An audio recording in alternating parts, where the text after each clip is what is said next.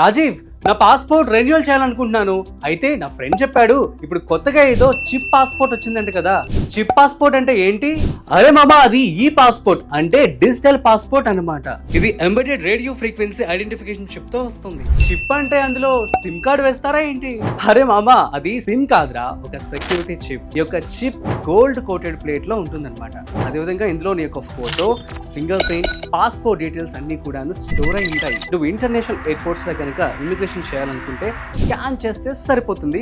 Fast గా immigration complete అయిపోతుంది. ఈ యొక్క chip super fast and smart. అంటే క్యూలో నిలబడాల్సిన అవసరం లేదంటావు. ఎగ్జాక్ట్లీ, చిప్ స్కాన్ అయ్యి ఇన్స్టాంట్ వెరిఫికేషన్ అయిపోతుంది. సో గ్లోబల్ గా ఇమిగ్రేషన్ చాలా ఫాస్ట్ గా ఉంటుంది. ట్రావెలింగ్ అనేది జరగచ్చు. టెన్షన్ కి గుడ్ బై చెప్పుకోవచ్చు. One time investment, life time peace అని చెప్పుకోవచ్చు.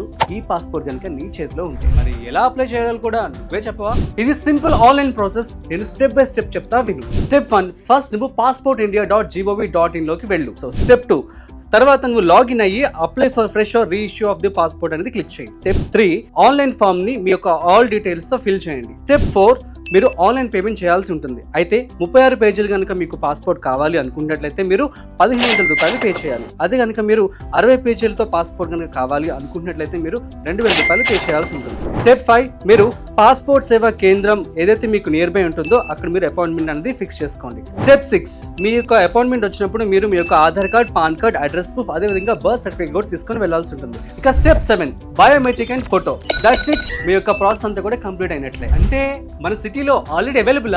ఈ పాస్పోర్ట్ బెంగళూరులో ఆల్రెడీ స్టార్ట్ అయింది. అయితే ఫేజ్ వైజ్ గా రోల్ అవుట్ చేస్తున్నారు త్రూ అవుట్ ఇండియా. అయితే ఎక్కడెక్కడ ప్లేసెస్ లో ఈ పాస్పోర్ట్ అప్లై చేసుకోవచ్చు అని లిస్ట్ ఇస్తాను. లిస్ట్ చూడండి. సో గైస్, ఇలాంటి మరిన్ని ఇంట్రెస్టింగ్ కాంటెంట్ కోసం చూస్తూనే ఉండండి సుమన్ టీవీ.